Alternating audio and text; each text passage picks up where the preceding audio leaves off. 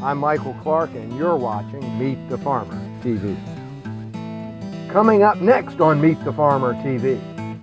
This kind of stuff doesn't happen overnight, but it's taken about 16 years of developing these programs to be able to engage, and now we're coming to a head where everybody's excited about food. Everybody's excited about changing the food system. Recent estimates in terms of us changing this industrial food system, we need about 50 million new food producers in this country to fundamentally change the food system. So we got a lot of work ahead of us. Meet the Farmer TV is independent reporting to get you the best information about local food and food from the farm to your plate. This program is a production of Meet the Farmer TV, LLC, in association with Planet Earth Diversified, Nelly Productions, and Leslie P. Jenkins Photography and Graphic Design.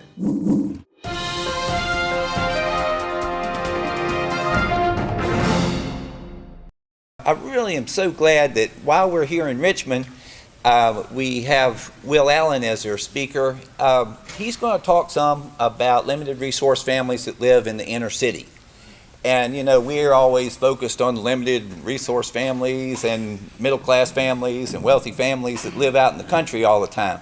But a big, huge part of our society that we certainly should be identifying and looking at and understanding their needs are our inner city residents. Certainly we have them in Virginia. We have them in Richmond. We have them down in Portsmouth, Virginia Beach, Norfolk, all in that area. We sure have plenty of them up towards DC. And what Will Allen and Growing Power has done is they saw that inner city, particularly inner city poverty families, weren't eating well. Lots of good produce is grown up there in Illinois and Wisconsin, and the inner city families weren't getting very much of it. They didn't have access to a lot of that food. And the result of that is things such as diabetes. Diabetes is big in inner city populations. Obesity is big, and I think a lot of that's related to diet. I'm extremely pleased to, I'm not going to introduce him, tell all about him, because his whole presentation is going to be about himself and about Growing Power, but let's welcome Will Allen to come talk to us.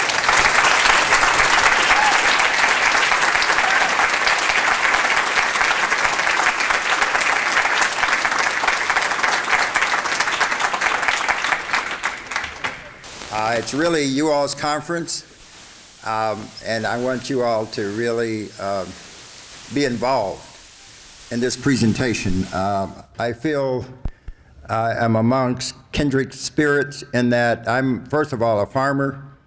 I've been farming about 50 years, off and on. I'll tell you a little bit about my background. I'm actually grew up not too far from this area. Anybody here from the DC area? Okay. I grew up on Montrose Road, which is right outside of Washington, DC, on the border of Rockville and Bethesda, Maryland.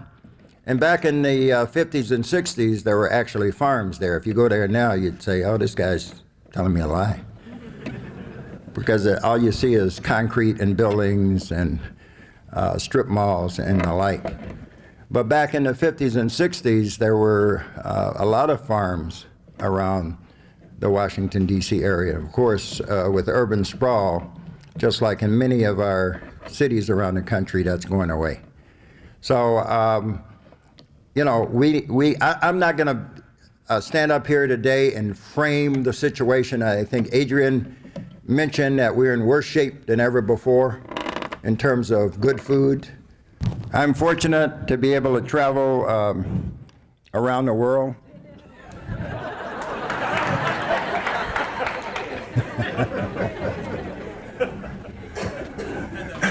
So that I see a lot of commonalities, even though a lot of our work is in major cities, but our organization also works in rural communities around the world. And I see a lot of commonalities where folks are not eating good food. I work on a lot of native in a lot of native communities in this country. We get invited into those communities because, like our person that introduced me said, diabetes. Diabetes is sometimes over 50% in many of the communities I work in. Young people have diabetes. Older people aren't living as long as they should because of foodborne illnesses. So how do we fix that? How do we change the food system? I don't want to, like I said, frame it because you guys know, you hear about it every day. New York Times, many publications are talking about the situation. Michael Pollan and others have written books about our situation. We know that we have to change it. We know that our current industrial system isn't going to feed us. It's not sustainable. More people are hungry around the world than ever before. This year, there will be more people growing gardens, I predict, in this country than ever before out of need. We've sat here tonight and had a really great meal, and we don't talk about our food enough. These farmers really came through like they always do. And I just think we need to give another applause to all those food producers that produce that great food.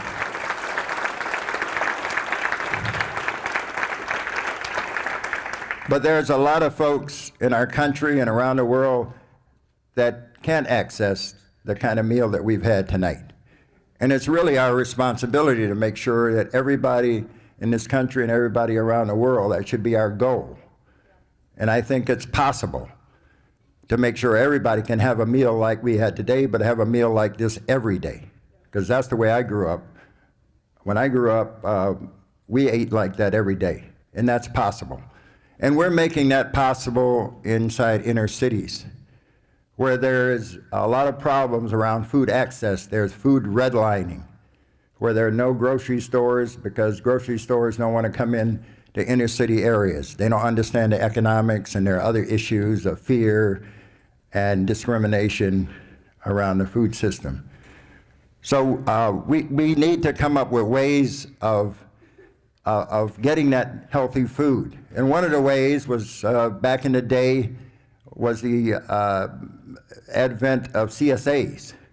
But CSAs really didn't bring food into inner cities.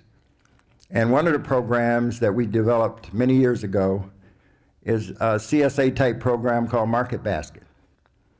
And Market Basket was a program that people could pay for their food each week and be able to pay for it with the EBT card, which in the old days was the old food stamp vouchers that we used to get. And now, today, they can pay for that. But there's also a problem that we need to make sure people eat the same food year-round. So how do we make that happen? How do we grow food? We've been talking, as I go around the country, I hear about season extension and so forth. So tonight, one of the things I want to show you all is how we do it, how we've created a food system that's an integrated system that does a lot of things, not only produces food on a large scale, but also educates folks, young people from K-5 and beyond. And let me just give you a little vision in terms of what's happening in Milwaukee. In the city of Milwaukee, well, first of all, tonight I was sitting over at the table and somebody asked me where I was from. I said, I'm from Wisconsin. And they were kind of shocked that here's this guy from Wisconsin. What is he doing here, kind of thing, you know? But Wisconsin, let me tell you a little bit about Wisconsin. Everybody thinks of Wisconsin as the dairy state. And it is. But many of our small dairies, the 50-head operations to 100-head operations, out of business. The big dairies have come into Wisconsin and caused a lot of problems with the environment and that sort of thing. And California and Texas and other states have taken over a lot of the dairying around the country. But Wisconsin, believe it or not, produces more organic farmers than any other state in the nation.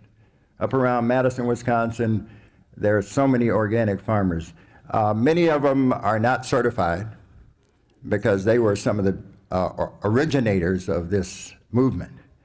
And they feel that it's gotten watered down, and they have CSAs. We have a lot of CSAs in Wisconsin, over 1,000 member CSAs, a lot of them. They market into Milwaukee, they market into Madison around the state, but they also have a huge market because we're only less than 2 hours away from Chicago, which has millions of people. So it's a great opportunity for producers to tap into that market. But the other thing that's happening in Wisconsin is urban agriculture. It's kind of the capital of urban agriculture, in that the city has changed a lot of its policies to make it possible to grow food, to have animals in the city, to do bees in the city. There's a lot of horizontal land, vacant land in the city of Milwaukee.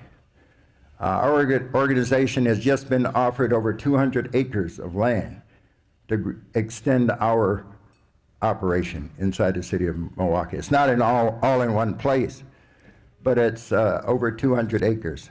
Cities like Detroit and Chicago even have more land. So there's tremendous opportunity to grow food. Many of our large corporations, every one of them has a sustainable division, doing something green. Most of them think of something green as putting maybe a filter on their water fountain. But now we've introduced them to other things like, for example, Rexnord, which is a major corporation, feeds 2,000 of its employees a day.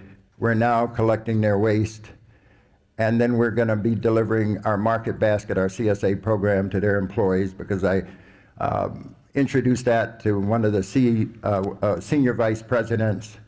We're also going to be delivering food to their cafeteria via our salad greens in the wintertime and other stuff during the summer. And that has happened over a continuum. This kind of stuff doesn't happen overnight, but it's taken about 16 years of developing these programs to be able to engage, and now we're coming to a head where everybody's excited about food. Everybody's excited about changing the food system. Recent estimates in terms of us changing this industrial food system, we need about 50 million new food producers in this country to fundamentally change the food system. So we got a lot of work ahead of us.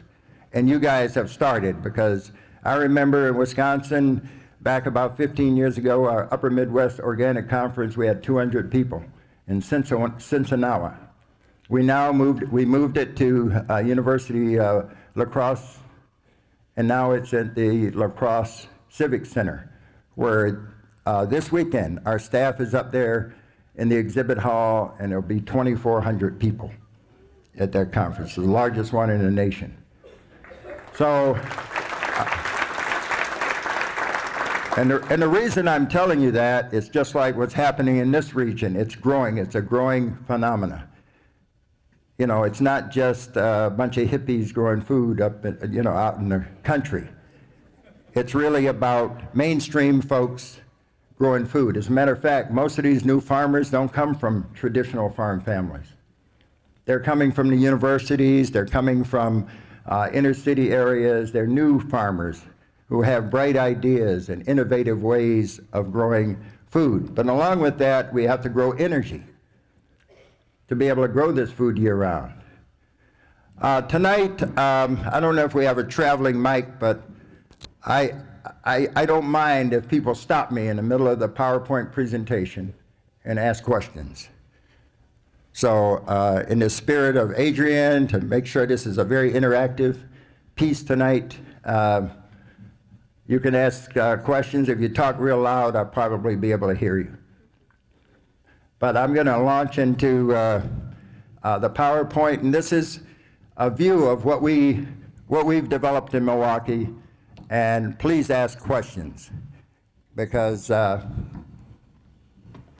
and challenge me, okay? Because I like to be challenged. I'm an old athlete. I used to tell you a little bit about my background. I was going to do that. I'm a former professional athlete. My parents from South Carolina, both of them. My father was a sharecropper. Unlike many African Americans that were involved in sharecropping back in the 30s, they wanted to run away from that, which he did. Came to the DC area, but he didn't forget about his farm roots. And he wanted to pass on how to grow food to us, so we had a small farm on Montrose Road in Rockville. And we grew food for our family and extended family. So the stuff that I'm doing today, I really can attribute that to my parents, because they passed on those things to me, and I'm passing it on to young people. And by the way, it's great to see all the young people here, because our organization 16 years ago started as a youth organization, and now we're a multicultural, multi-generational organization that has 35 employees, 6 farms. We have 7 regional training centers around the country, and we work in Africa and Asia and Eastern Europe, and really introducing folks, being invited into those communities. And many of the things that you have talked about during this conference are things that are happening in those countries as well. So, ask questions. If you see an image that interests you or you have questions about, but what I'm going to show you is how we have developed a food system on about a 3-acre piece of land, where we grow food at $5 a square foot, which equates to over $200,000 of production per acre. And to do that, hopefully you'll see how we do it. I'm not going to talk about a lot about our mission. You won't see a lot of stuff to read in this PowerPoint. But our mission is to support community food systems, to develop community food centers around the world, especially in food desert areas where there is no good food, because it's my feeling that everybody should have access to safe, affordable food. This is our facility in Milwaukee. It's a 3-acre, 19th century farm. I bought it 16 years ago. It's the last remaining farm in the city of Milwaukee. Again, we're a multi-generational, multicultural organization, and that's very important because we need to engage all cultures. Our staff is multicultural. We can work with any group, any cultural group, I think, in the world.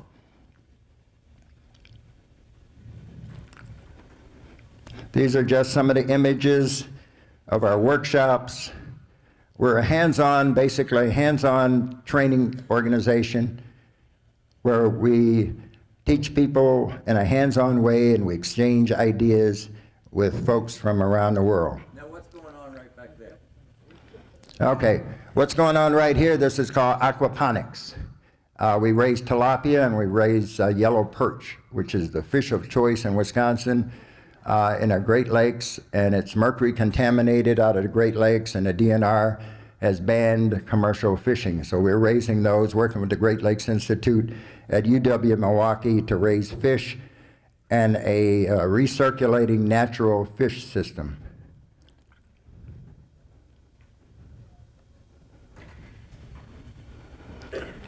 We use a lot of, I know you guys probably down here in the South call them high tunnels, hoop greenhouses, but one of the things that we do is we take straight pipe and we actually bend the hoops, and we construct and we teach people how to construct hoop greenhouses that we grow food year-round.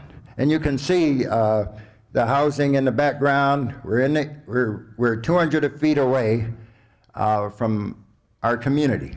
And people always ask when they visit our place, how do you do that? How do you compost 1 million pounds of food residue with houses that close? Anybody want to ask the question?